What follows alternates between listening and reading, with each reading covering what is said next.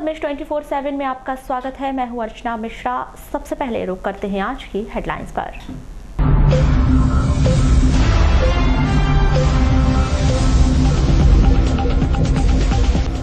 Bharveli mines में नौकरी लगाने का झांसा देकर बेरोजगारों से लिए 9 लाख रुपए। कोतवाली पुलिस ने आरोपी के खिलाफ दर्ज किया मामला।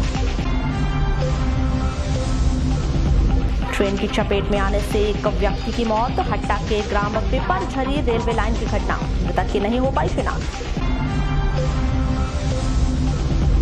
भरवेली पुलिस ने ग्राम पंचेरा से 2 बंदूकधारियों को किया गिरफ्तार। चाकू सहित जब्त की राइफल बंदूक। बिरसा थाने में पदस्थ बीमार आरक्षक पर पाबंदी। डॉक्टर द्वारा रेफर किए जाने के बाद भी नहीं दी गई रवानगी। एसपी की अनुमति पर स्वयं जिला अस्पताल में भर्ती हुआ जवान।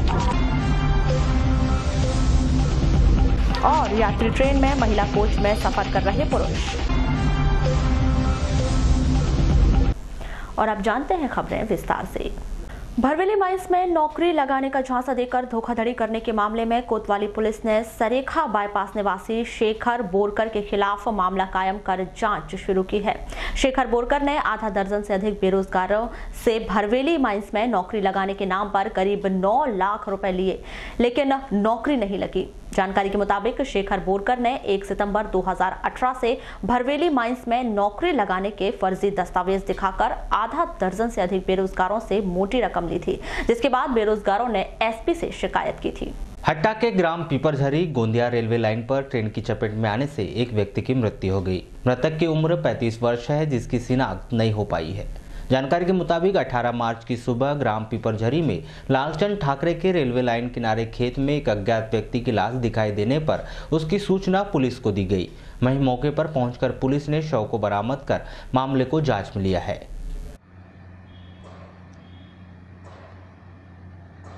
भरवेली पुलिस ने मुखबिर की सूचना के आधार पर रविवार को ग्राम पंचेरा से 2 बंदूकधारी मुस्तफा खान निवासी पंचेरा और उसके भतीजे सुल्तान खान को गिरफ्तार किया है, जिनके पास से पुलिस ने .22 राइफल और चाकू बरामद किया है। इस मामले में भरवेली थाना प्रभारी राजेंद्र नरवरिया ने बताया कि दोनों आरोपियों को ग्राम पंचेरा से गिरफ्तार किया है, जिनसे हथियार बरामद किए गए हैं। आरोपियों के द्वारा बताया गया है कि उन्होंने हथियार खरगोश मारने के लिए रखा हुआ था। मामले की जांच पड़ताल की जा रही है।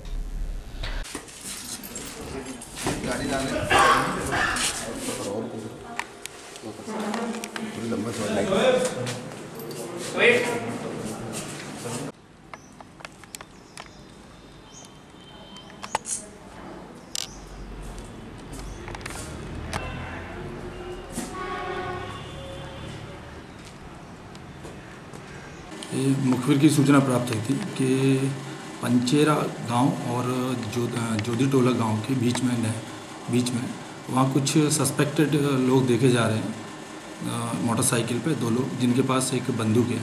उसकी तस्दीक के लिए और उनकी तलाश के लिए संबंधित जगह पे पहुँचे थे। वहाँ ये 2 लोग देखे, इनको पकड़ा। एक ये पंचेरा गांव पड़ता है थाना नवे गांव में, मुस्तफ़ा। इसके पास एक बंदूक थी .22 की, जिसमें एक जिंदा कारतूस भी था। इसके साथ में इसका भतीजा था सुल्तान, ये भी पंचेरा गांव का रहने वाला है। इसके पास एक छुरा मिला है। इनको पकड़ के और 25-27 आर्म्स एक्ट में इनकी गिरफ्तारी की गई और बंदूक और जिंदा कारतूस है और छुरा है और उसको जब्त किया गया। सर, पूछताछ में कुछ जानकारी निकलेगी सर? पूछताछ अभी और कर रहे हैं हमसे, अगर आगे जानकारी मिलेगी तो बताएं। सर, क्यों बंदूक क्यों खरीद, मतलब कहाँ से लाए इनने, से कुछ जानकारी? वो जानकारी हम ले रहे हैं इनसे। तो सर, क्या किस लिए, मतलब बंदूक क्या किसी को मारने के लिए निकाले थे इनने, या इनका ऐसा कहना है कि खरगोश वगैरह मारने के लिए? आगामी लोकसभा चुनाव को लेकर आदर्श आचार संहिता लगने के बाद पुलिस के द्वारा सघन चेकिंग अभियान चलाया जा रहा है। सोमवार को भरवेली पुलिस ने वाहन चेकिंग के दौरान वाहन चालकों के वाहन दस्तावेज चेक कर वाहनों के नंबर प्लेट सहित गाड़ियों की तलाशी ली। इस संदर्भ में सब इंस्पेक्टर मनीष धाकड़ ने बताया कि लोकसभा चुनाव के मद्देनजर यह कार्रवाई की जा रही है।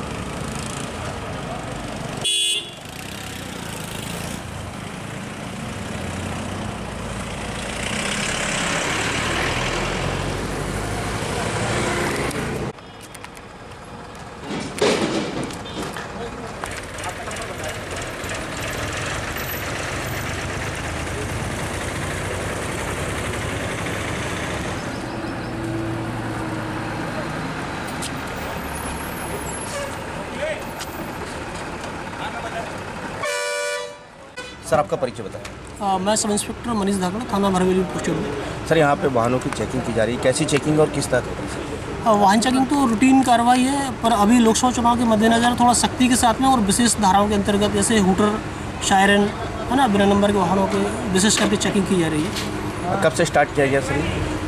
ये तो रूटीन चेकिंग सुबह भी होती है, शाम को भी होती है, या वरिष्ठ अधिकारियों को जैसा पॉइंट मिलता है उस आधार पर टाइम चेंज कर करके चेकिंग करते हैं। सर और क्या क्या गतिविधि हो रही है इसमें? गतिविधियों में साथ साथ में चेकिंग की कोई अवैध हथियार का है, शराब का है, कैश का है, साथ साथ में वो भी देखी जा रही है फिजिकल चेकिंग करके। और बिना नंबर प्लेटों वाली गाड़ियों में हाँ। लगाया जा रहा है। ऐसी कितनी गाड़ियों के सर अभी तक चालान कार्रवाई कर रहे हैं? अभी जब से हम लोग बैठे हुए हैं 7-8 गाड़ियों पर नंबर डलवा दिए हैं, जिन पर नंबर नहीं थे, बाकी जो भी दस्तावेज नहीं थे तो चालान कार्रवाई 7-8 चालान हो गए हैं। निरंतर चलता रहेगा सर ये? हाँ, लगातार चलता रहेगा। बिरसा थाना में पदस्थ आरक्षक प्रमोद राजपूत का स्वास्थ्य खराब होने पर उन्हें उपचार करवाने के लिए रविवार को जिला अस्पताल में भर्ती कराया गया है। आरक्षक ने बताया कि वह पिछले 6 से 7 दिनों से टाइफाइड से पीड़ित है, जिसका बिरसा के स्वास्थ्य केंद्र में इलाज चल रहा था, लेकिन किसी प्रकार से स्वास्थ्य में सुधार नहीं होने के कारण वहां से जिला चिकित्सालय रेफर कर दिया गया था, किंतु थाना प्रभारी धर्मेंद्र शिवहरे के द्वारा उसे इलाज करवाने जाने की अनुमति नहीं दी जा रही थी। आरक्षक ने बताया कि हालत बिगड़ने पर उन्होंने पुलिस अधीक्षक अभिषेक तिवारी से फोन पर बात कर उपचार के लिए रवानगी दर्ज कराए जाने की बात कही और अनुमति मिलते ही वे स्वयं जिला चिकित्सालय में आकर भर्ती हुए हैं।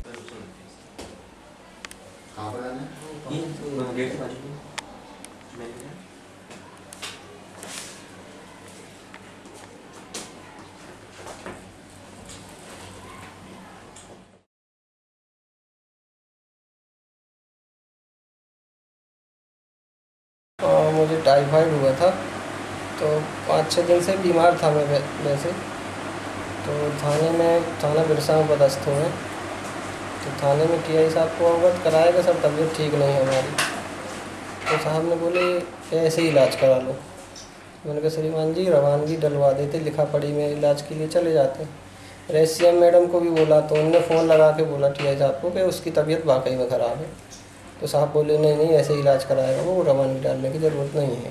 छुट्टी नहीं, मुझे छुट्टी नहीं चाहिए ना, मुझे सिक चाहिए। मुझे ये चाहिए कि मैं स्वस्थ हो जाऊँ और अभी आगामी चुनाव के लिए ड्यूटी करने के लायक हो जाऊँ। किनके द्वारा आपको जिला अस्पताल टीआई साहब हैं हमारे, निरीक्षक धर्मेंद्र शिवहरे। तो अभी नहीं, अभी तो कल हम खुद से ही आए हैं बस के द्वारा। अभी यहाँ इलाज ठीक हो रहा है? हाँ, इलाज तो अभी यहाँ ठीक हो रहा है। डेंगू का टेस्ट के लिए ब्लड भी ले लिया है। मतलब कह सकते हैं कि टीआई के द्वारा आपको इलाज कराने की छुट्टी नहीं दिया जा रहा है? हाँ, कह सकते हैं, क्योंकि छोड़े ही नहीं रहे थे वो कि नहीं यहीं इलाज कराओ, कहीं जाने की ज़रूरत नहीं है। इस घटनाक्रम के बाद मैंने श्रीमान पुलिस अधीक्षक महोदय को फ़ोन लगाया और श्रीमान जी द्वारा यह बोला गया कि तुम सबसे पहले अपने स्वास्थ्य पर ध्यान दो, तुम सब छोड़ो, रवानगी वापसी, सबसे पहले इलाज कराओ। इतना सुनने के बाद मैं बालाघाट आया और इलाज कराया।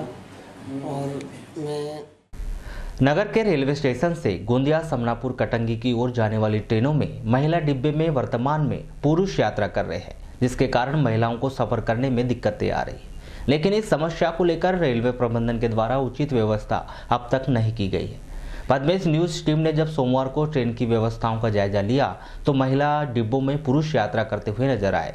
जब उनसे पूछा गया कि वे महिला डिब्बों में सफर क्यों कर रहे हैं तो वे इस बात से अनजान नजर आए।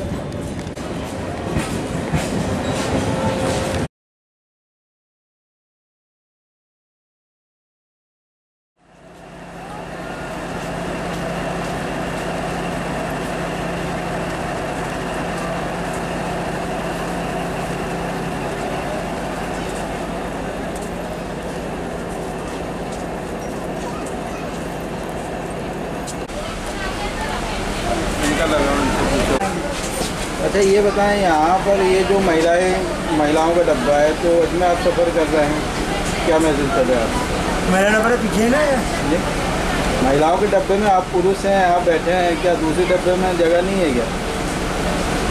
सही बात है। क्या नाम है आपका? रवि कुमार। चलिए।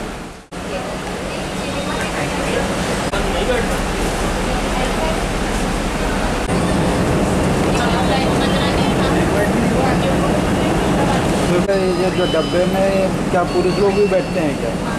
यानी काफ़ी जैसे महिलाओं का डब्बा है, इसमें केवल महिलाएं बैठनी चाहिए, पुरुष लोग भी बैठ जाते हैं क्या? वहीं इस मामले में अनौपचारिक चर्चा के दौरान स्टेशन प्रबंधक श्री कुशवाहा ने कहा कि महिला बर्थ में पुरुषों का यात्रा करना वर्जित है और समय समय पर ट्रेन की चेकिंग की जाती है और यदि महिला बर्थ में पुरुष नजर आते हैं तो उन्हें बर्थ से हटाया जाता है। लामता थाना क्षेत्र के अंतर्गत ग्राम टीटवा और नहरा नदी के बीच हुए सड़क हादसे में 2 युवक घायल हो गए, जिन्हें उपचार के लिए जिला अस्पताल में भर्ती किया गया है। जानकारी के मुताबिक चंद्रा निवासी सोनल दास मानखेड़े अपने दोस्त विनोद बिठले के साथ लांजी से परसवाड़ा आल्टो कार से जा रहे थे। उसी दौरान रविवार की रात्रि करीब 8:30 बजे उनकी कार अनियंत्रित होकर पेड़ से टकरा गई, जिससे वे घायल हो गए। दोनों घायलों को जिला अस्पताल में भर्ती कराया गया है। घटना के संबंध में घायल सोनल दास ने बताया कि रविवार की रात्रि मौसम खराब हो गया था, जिस दौरान तेज बारिश हो रही थी। इसी दौरान यह हादसा बिजली चमकने की वजह से कार की लाइट खराब होने के कारण हुआ। क्या नाम है आपको? सोनल राज वानखेड़े। कहाँ से आ रहे थे? हम लोग लांजी से जा रहे थे परसवाड़ा। एक्सीडेंट कहाँ पर हुआ? एक्सीडेंट लामता के पास। अभी यहाँ किसने लाया आपको? हाँ, ये तो पता नहीं, एक वहाँ पे कोई पिकअप वाले थे भैया जिनने हमको यहाँ लाया, उनका थैंक्स। आपके साथ और कौन था? विनोद बिटले मेरा फ्रेंड, वो था साथ में। उसको भी चोट आई है? जी हाँ, उनके हाथ में लगा है। भरवेली थाना अंतर्गत ग्राम हीरापुर में एक वृद्ध महिला लक्ष्मीबाई ने स्वयं को आग के हवाले कर दिया, जिसकी जिला अस्पताल ले जाते समय मौत हो गई। जानकारी के मुताबिक 3 माह से लक्ष्मीबाई मानसिक रूप से अस्वस्थ थी, जिसका इलाज बालाघाट सिवनी नागपुर के चिकित्सकों के द्वारा किया जा रहा था। 18 मार्च की सुबह 4 बजे जब परिवार के लोग सोए हुए थे, उसी दौरान लक्ष्मीबाई ने स्वयं पर मिट्टी का तेल डालकर आग लगा ली। जनता की आवाज सुनो संगठन के बैनर तले सोमवार को ग्राम पंचायत भरवेली, हीरापुर और मुंडीमाई के ग्रामीणों ने कलेक्टर कार्यालय में एक ज्ञापन सौंपा, जिसमें उन्होंने वर्षों से लंबित उनकी सभी मांगें पूरी किए जाने की मांग की और मांग पूरी होते ही ग्राम के सभी वार्डों में जाकर लोगों में मतदान के लिए जन जागृति कार्यक्रम चलाने और लोगों को मतदान के लिए प्रेरित करने की बात कही। साथ ही मांग पूरी न होने पर आगामी सभी चुनावों का बहिष्कार किए जाने की चेतावनी दी है।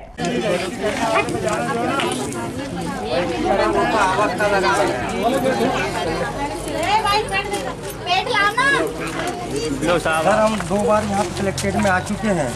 पेपर में दिया गया है, कलेक्टर साहब कह रहे कि उनके संज्ञान में नहीं है, उन्हें पता नहीं है सर। ये पट्टों का है सर, बीपीएल पट्टों का दिए थे 2019 को दिए थे सर ज्ञापन, और उसके बाद आए सर ये जी सर जी इसका फोटो है सर, फोटो दिखाइए, इसका फोटो लाइए, फोटो है वहाँ निकालो झोले में, पीले वाले में। रफीक खान, अध्यक्ष जनता की आवाज़ संगठन से। हम इसलिए आए थे कि हमारे को कई वर्षों से हम जूझ रहे हैं, जो सरकार की कल्याणकारी योजनाओं का लाभ नहीं मिल पा रहा है। हम लोग 20 साल, 30 साल, 50 साल, 60 साल से हम यहाँ की जगह पे निवास कर रहे हैं, और जो पहले अभिलेख में लिखा है कि मसान घाट, मरघाट, चरगा, घासबीड़ी में रह रहे हैं, ये कई वक्त बीत गया तो इसका खसरे को चेंज नहीं किया गया है। भरवेली, हीरापुर, इसका मरघाट, चरगा एक बाउंड्री वाल के अंदर में, शमशान घाटी बाउंड्री वाल के अंदर में है, और एक कब्रिस्तान भी जो है बाउंड्री वाल लगी उसके अंदर में है।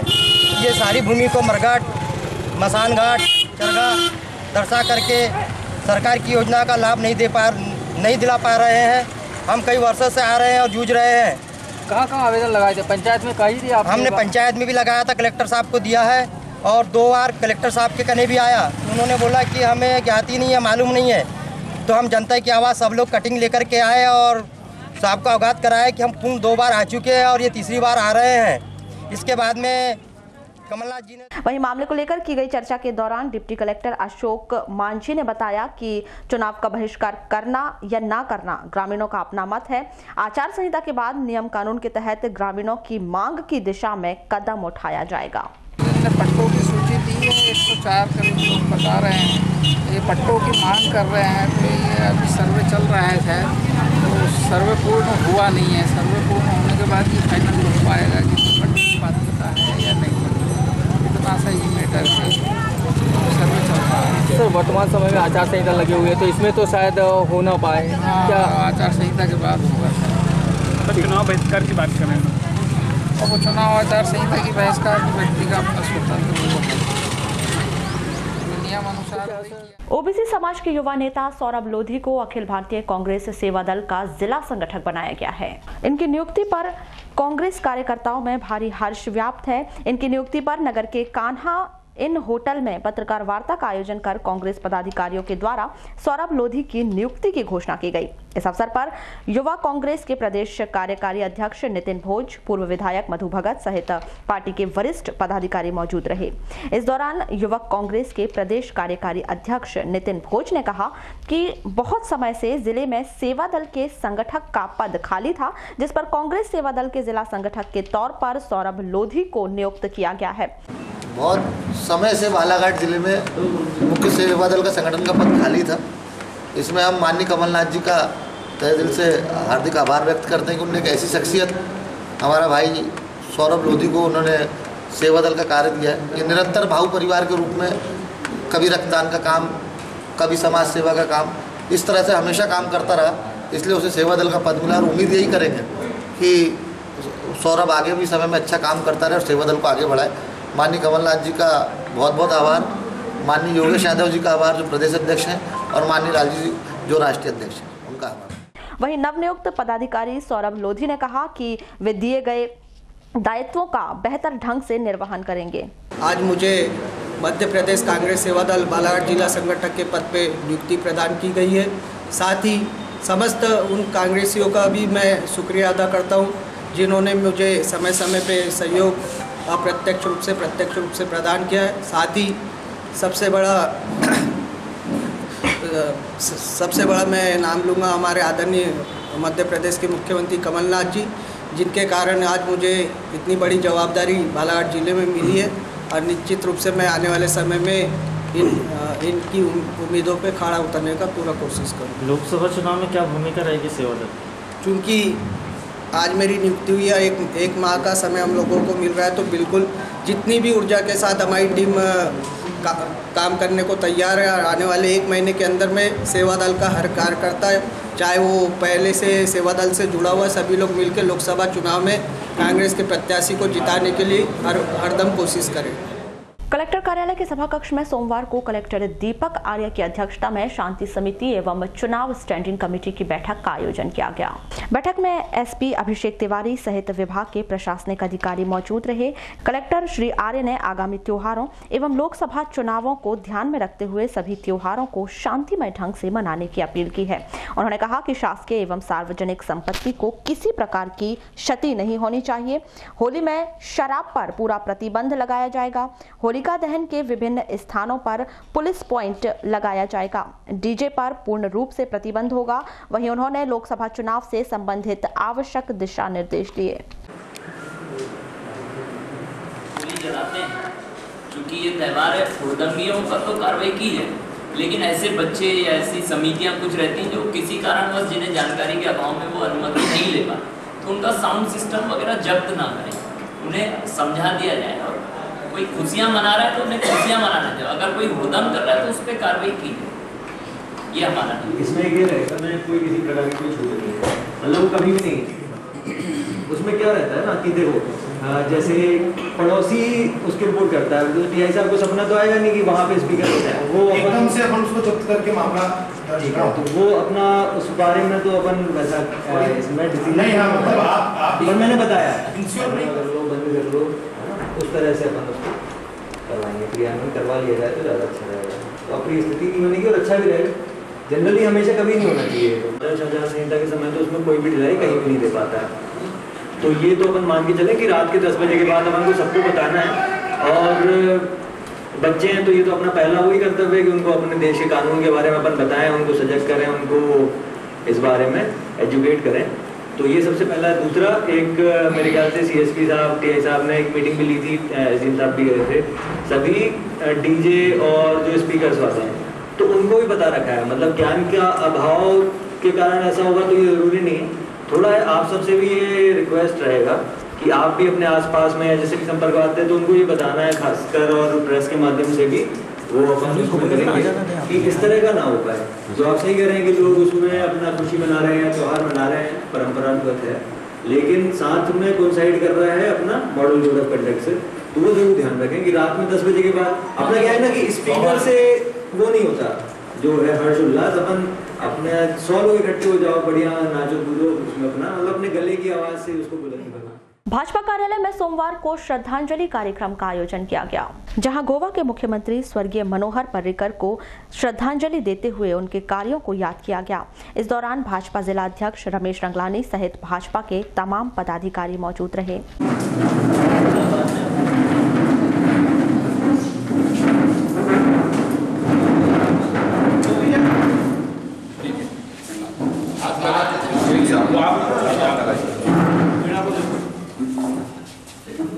भारत माता की जय, भारत माता की जय। मनोहर पर्रिकर जी अमर रहे, अमर रहे। मनोहर पर्रिकर जी अमर रहे, अमर रहे। भारत माता की जय।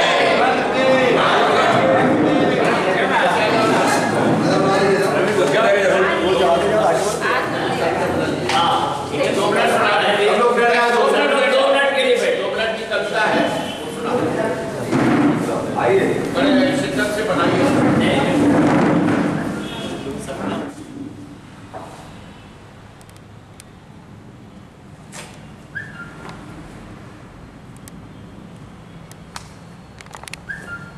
पूरे देश जिस प्रकार से गमगीन है, हमारे भारत के पूर्व प्रतिरक्षा मंत्री और वर्तमान में गोवा के मुख्यमंत्री आदरणीय मनोहर पर्रिकर जी हमारे सबको छोड़ करके चले गए।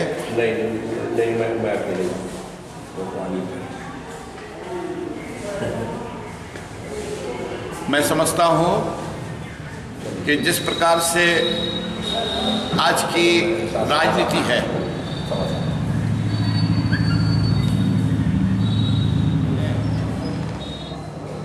शायद लोगों को विश्वास नहीं हो सकता। जो स्कूटर से चलता है, जो मुख्यमंत्री, पुराने अपने पैतृक घर में रहने वाला मुख्यमंत्री, और स्कूटर उठाता है और अपने मुख्यमंत्री कार्यालय जाता है, वहाँ से फिर घर जाता है,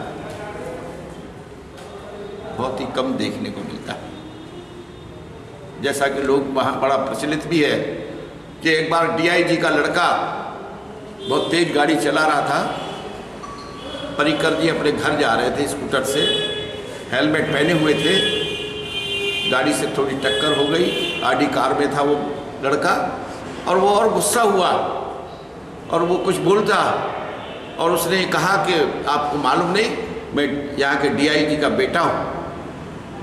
तो मुख्यमंत्री ने, पर्रिकर जी ने अपना हेलमेट उतारा और धीरे से उसको बोलते हैं, मैं भी यहाँ गोवा का मैं मुख्यमंत्री हूँ, लेकिन थोड़ा बेटा गाड़ी थोड़ा संभल के चलाया करो। लोगों को एक आदर्श। मध्य प्रदेश वन एवं वन्य प्राणी संरक्षण कर्मचारी संघ भोपाल के उप प्रांत अध्यक्ष कमलेश दोहरे 2 दिवसीय बालाघाट प्रवास पर हैं। सोमवार को प्रांत उपाध्यक्ष श्री दोहरे एसपी कार्यालय पहुंचे, जहां उन्होंने सीएसपी को ज्ञापन सौंपकर उन्हें वन कर्मचारियों की समस्याओं से अवगत करवाया और 20 कर्मचारियों की बहाली की मांग की। इसके बाद वे सभी वन मंडल अधिकारियों से मिलने पहुंचे, जहां उन्होंने ज्ञापन सौंपा। इसके बाद उन्होंने कर्मचारियों से मुलाकात की और भोपाल के लिए रवाना हुए। आपको बता दें, उप प्रांत अध्यक्ष श्री दोहरे ने रविवार को बालाघाट पहुंचकर कर्मचारियों से मुलाकात कर उनकी तकलीफें सुनी थी और उनकी समस्याओं का निराकरण करने का उन्हें आश्वासन दिया था। शासन प्रशासन द्वारा बच्चों में होने वाले कुपोषण को रोकने और मृत्यु दर को कम करने के लिए अनेक योजनाएं चलाई जा रही हैं और उन योजनाओं के क्रियान्वयन के लिए विभिन्न जन जागृति कार्यक्रम करवाकर जिले सहित पूरे प्रदेश को कुपोषण मुक्त बनाने का सपना संजोया जा रहा है। लेकिन ये जिले की बदनसीबी ही कहेंगे कि शासन प्रशासन द्वारा कुपोषण को दूर करने की जिम्मेदारी जिनके कांधों पर दी गई है, उन अधिकारियों को जिले में कुपोषित बच्चों की संस्था तक मालूम नहीं है। मामला सोमवार को कलेक्टर कार्यालय के एक हाल में आयोजित कार्यशाला का है, जहां राष्ट्रीय पोषण मिशन के तहत पोषण मेला कार्यक्रम का आयोजन किया गया था। महिला एवं बाल विकास विभाग द्वारा आयोजित इस कार्यशाला में आंगनवाड़ी कार्यकर्ताओं द्वारा विभिन्न प्रकार के पोषण आहार की सामग्रियां बनाई गई थी, जिसके माध्यम से महिला बाल विकास की जिम्मेदार अधिकारी कुपोषण दूर करने के विषय पर आंगनवाड़ी कार्यकर्ताओं को समझाइश दे रही थी। लेकिन उन्हें ये नहीं मालूम था कि जिले में कुपोषित बच्चों की संख्या कितनी है। आपको बता दें कि पिछले कुछ माह पूर्व किए गए सर्वे के मुताबिक जिले में 1,28,046 बच्चों में से 21,633 बच्चों को कुपोषण की श्रेणी में दर्शाया गया था, जिसमें से 20,863 बच्चों को कुपोषित और 770 बच्चों को अति कुपोषित की श्रेणी में रखा गया था। लेकिन जिम्मेदार अधिकारियों को कुपोषित और अति कुपोषित बच्चों के आंकड़े तक मालूम नहीं थे और वे कुपोषण को दूर करने की जानकारी आंगनवाड़ी कार्यकर्ताओं को बता रही थी। इस पूरे मामले में की गई चर्चा के दौरान बाल कल्याण समिति के सदस्य श्रीमती फिरोजा खान ने कुपोषण को दूर करने के लिए सभी कुपोषित बच्चों की मॉनिटरिंग किए जाने की बात कही है। कार्यशाला आयोजित की गई है, क्या है? आज मैं पोषण मेले की कार्यशाला में आई और मैं ये कहना चाहती हूँ कि बच्चों के पोषण के लिए मैं समझती हूँ केंद्र सरकार ने भी बहुत पहले से सशक्त भारत अभियान के नाम से शुरू भी हुआ है। इसमें बच्चों को कैसे हमारे जो हमारे भारत का भविष्य है हम उसको किस तरह से सशक्त बनाएं, तो शायद उसको लेके और जागरूकता को लेके इन्होंने कार्यशाला महिला बाल विकास विभाग ने आयोजित की है। और इसमें मेरे जो विचार हैं, मैं यही कहना चाहूँगी कि जो मैं अपने आसपास में देख रही हूँ कि मॉनिटरिंग अगर प्रॉपर बच्चों की मॉनिटरिंग नहीं होती तो हमारे जो बच्चे हैं वो कुपोषण की तरफ जाने लगते हैं। वहीं जब महिला बाल विकास सहायक संचालक वंदना धूमकेती से जिले में कुपोषित बच्चों की संख्या पूछी गई तो जिम्मेदार अधिकारी इस सवाल का जवाब भी नहीं दे पाई। ये महिला बाल विकास विभाग में जो राष्ट्रीय पोषण मिशन है उसके तहत 8 से 22 मार्च तक पोषण पखवाड़े का आयोजन किया गया है, जिसका मुख्य जो नारा है हर घर पोषण त्यौहार। ये मुख्य रूप से गर्भवती, धात्री, किशोरी और बच्चों में पोषण स्तर के वर्गीकरण को बढ़ावा देने के लिए है। तो जिला स्तर में आज हमने पोषण मेला प्रदर्शनी का एक आयोजन किया है। इसमें सभी जो हमारी आंगनवाड़ी कार्यकर्ता हैं, सुपरवाइजरों ने जो पोषण स्तर को बढ़ाने वाले व्यंजनों के विविध प्रकार के व्यंजन बनाए हैं, जैसे मुर्गे से बनी हुई बड़ी, पुड़ियाँ या रोटियाँ और इसी प्रकार से सोया बड़ी की सब्जियाँ, हम जो DHR दिया जाता है उसके विभिन्न प्रकार के व्यंजन इसमें बनाए हैं और तिरंगा थाली मुर्गे से सारी चीज़ें इसमें बनाई गई हैं। मैम, बालाघाट जिले में पोषण की क्या स्थिति? बालाघाट मुझे ये नहीं पता है, पता करके साथ। लालबर्रा के ग्राम पंचायत पांढरवानी अंतर्गत सिवनी रोड पर स्थित बैल बाजार में सोमवार की शाम 7 बजे एक यात्री बस ने मोटरसाइकिल को पीछे से टक्कर मार दी, जिससे मोटरसाइकिल सवार चिचगांव निवासी राधेलाल कावड़े व उनका पुत्र जितेंद्र कावड़े गंभीर रूप से घायल हो गया, जिन्हें डायल 100 की मदद से सामुदायिक स्वास्थ्य केंद्र में उपचार के लिए बालाघाट रेफर कर दिया गया। जानकारी के मुताबिक राधेलाल कावड़े अपने पुत्र जितेंद्र के साथ मोटरसाइकिल से किराना सामान खरीदी करने आए थे, तभी यह हादसा घटित हो गया। हाँ जी, क्या नाम है आपका? सुनील विषय। किसका एक्सीडेंट हुआ ये हमारे यहाँ काम करता है लड़का, उसका एक्सीडेंट। कहाँ से कहाँ जा रहे थे, पता है आपको कुछ? ये घर से लालबर्रा किराना खरीदने जा रहे थे। कहाँ रहते हैं ये? चिचगांव रहते हैं। कितने बजे घर से निकले थे? करीब 6 साढ़े 6 बजे करीब घर से निकले होंगे। कौन कौन है ये साथ? ये दोनों बाप बेटे हैं। बाप बेटे हैं। तो फिर कितने बजे वापसी हो रही थी यहाँ से? तो अब वापसी का तो मेरे को नहीं मालूम, लेकिन ये लालबर्रा जा रहे थे तो औलिया गनारमेंट का एक्सीडेंट हुआ। तो एक लड़का हमारे गाँव का, उसने मेरे को फोन किया कि काका बारीक जैसे दिख रहा है। ऐसा उसने फोन किया तो जिला पंचायत सीईओ पीसी शर्मा ने गत दिवस लांजी विकास खंड के दुर्गम पहाड़ी क्षेत्र में बसे ग्राम टेमनी, हर्राडेही एवं केराडेही का भ्रमण किया। इस दौरान उन्होंने शासकीय योजनाओं के क्रियान्वयन की हकीकत देखी। इस दौरान उन्होंने ग्राम टेमनी में प्रधानमंत्री आवास योजना, हर्राडेही से केराडेही के बीच सड़क निर्माण, पुलिया निर्माण का निरीक्षण किया। वहीं केराडेही, हर्राडेही बैगा जनजाति के बच्चों को तमाम योजनाओं का लाभ दिलाने संबंधित अधिकारियों को निर्देश दिए।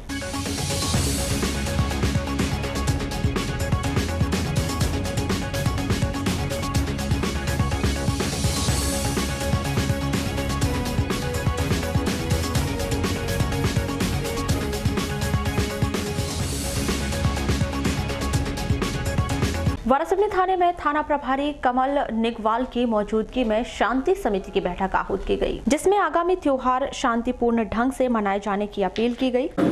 आगामी चुनाव और जो होली की पर्व बनाई जानी है, इसके संबंध में हम लोग शांति व्यवस्था किस तरह से कायम करें और इस त्यौहार को शांति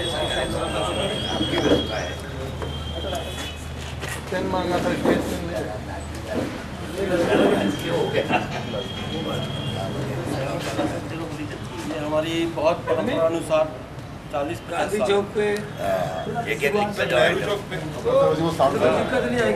कोई इशू ना बने, इसलिए परमिशन लेना बेहतर कि अपन 10 बजे तक का वो में भी अपन वाला पॉइंट डाल देंगे ना। आए बाई तरीके से लोग गाड़ियाँ चलाते हैं, एक्सीडेंट की संभावना है और कुछ लोग तो नशे में भी रहते हैं। बिल्कुल सर, थोड़ा सख्ती से। आगामी होली का त्यौहार और चुनाव को देखते हुए ग्राम के सभ्य नागरिकों की शांति समिति की मीटिंग आयोजित की गई थी, जिसमें सभी पत्रकार बंधुओं और वारासिवनी के गणमान्य नागरिकों को आमंत्रित किया गया था, जिसमें होली मनाने में किस तरह की सावधानी हमें बरतना चाहिए उनके सुझाव भी लिए गए हैं और कुछ पॉइंट उनके द्वारा बताए गए, उन पर हम लोग काम भी करेंगे। सर, क्या आचार संहिता का असर थोड़ा होली पर दिखेगा इस बार नियमों में? नहीं, वो आचार संहिता का पालन तो सबको करना पड़ेगा, वो मजबूरी है। सर, त्योहारों को रखते हुए डीजे की परमिशन कब तक रखेगी? वही 10 बजे तक, 10 बजे के अलावा किसी को भी इसकी अनुमति नहीं दी जाएगी। तो सुझाव क्या है सर? सुझाव यह है कि बाइकर्स गैंग यहाँ पर ज़्यादा कुछ होली के दिन तेज गति से चलते हैं, उत्पाद मचाते हैं, तो उनके लिए हम लोगों ने पेट्रोलिंग पार्टियाँ बनाई हैं, जब पॉइंट पे पुलिस भी रहेंगे, हमारी टीम भी घूमती रहेगी, तो उनको पहले से हम लोग कंट्रोल करेंगे। वहीं भरवेली थाने में भी शांति समिति की बैठक आहूत की गई, जिसमें होली त्योहार को सौहार्दपूर्ण मनाए जाने की बात कही गई। ये आगामी आने वाली होली का त्यौहार है और इसके होली के बाद फिर मुहर्रम का त्यौहार भी है। विशेषकर होली के लिए ये बैठक रखी गई है और चूँकि अभी वर्तमान में लोकसभा चुनाव को लेकर आचार संहिता भी लगी हुई है, तो उसके बारे में भी कुछ लोगों को जागरूक करना और जो करना चाहिए क्या नहीं करना चाहिए उसके बारे में कुछ जानकारी देना, और विशेषकर होली को लेकर होली में क्या हम सावधानियाँ बरतें, किस तरह के त्यौहार बनाएं और सब मिलजुल के त्यौहार बनाएं, कोई विपरीत परिस्थितियाँ निर्मित ना हो और शांतिपूर्वक होली का जो त्यौहार है वो सफल हो। सर, मुख्य रूप से कौन कौन उपस्थित रहे?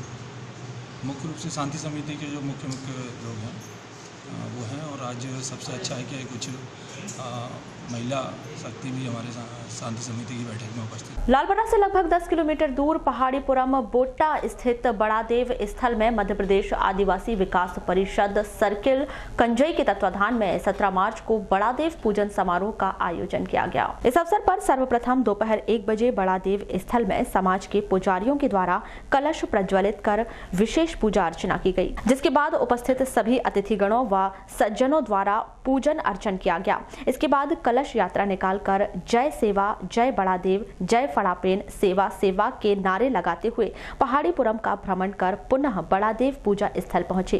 कार्यक्रम के अंत में विशाल भंडारे का आयोजन किया गया। हुड़की चौक पर प्याऊ का भी शुभारंभ किया गया। ಹಿಂದೆ ನಂಗೆ ಎತ್ಕ ಹಿಂದಕ್ಕೆ ಧೂಪ್ ಸೇರ ಜೈ देश हजार पेन ये दोराल पेन ये पलसा पेन ये 33 कोटी देवताल पेन ये मंडलागढ़ लांजीगढ़ कोयली कचारगढ़ नवला कोई वंचित ना बच्चे किसी ने माय तोड़ जय शिवा जय सदोर पेन जय बोलाल पेन ये लोग दर्शन के गाएगा कोई येर लागी था पर येर तो हिंगा चलो मंडी की चिंते है येर है आता येर ले जी आता येर ला दोना जी जय सेवा जय जवान किसी रहे माय तो मां रण गाइड जोड़े किसी को तला नवे किसी को निवासी मनते ने ईर्षि को निवा अमोट प्राण क्या तो मां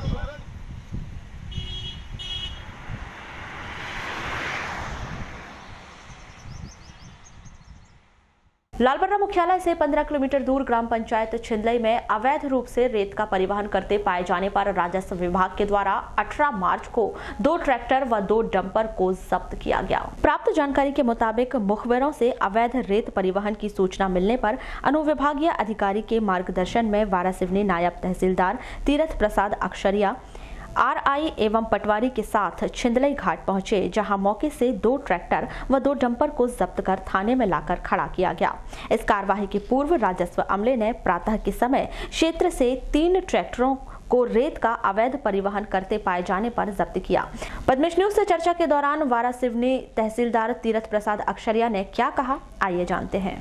एसडीएम साहब के मार्गदर्शन में कार्रवाई की गई कि वहाँ से शिकायत बहुत आ रही थी छिंदली घाट से कि वहाँ रेत का अवैध खनन करके परिवहन किया जा रहा है करके। दोनों के साथ तो वहीं गए थे हम मौके पे, तो वहाँ पे 2 ट्राली मिली थी वहाँ पर रेत की भरी हुई और 2 डब्बा था। और भी गाड़ियाँ थी वो तो खैर भाग गए, जेसीबी भी थी वो भी भाग गए। तो ये 4 गाड़ियाँ हमने पकड़े सर। 4 ट्रैक्टर और 2 ट्रैक्टर और 2 डब्बा। बुलेटिन के अंत में एक बार फिर नजर डालते हैं आज की हेडलाइंस पर।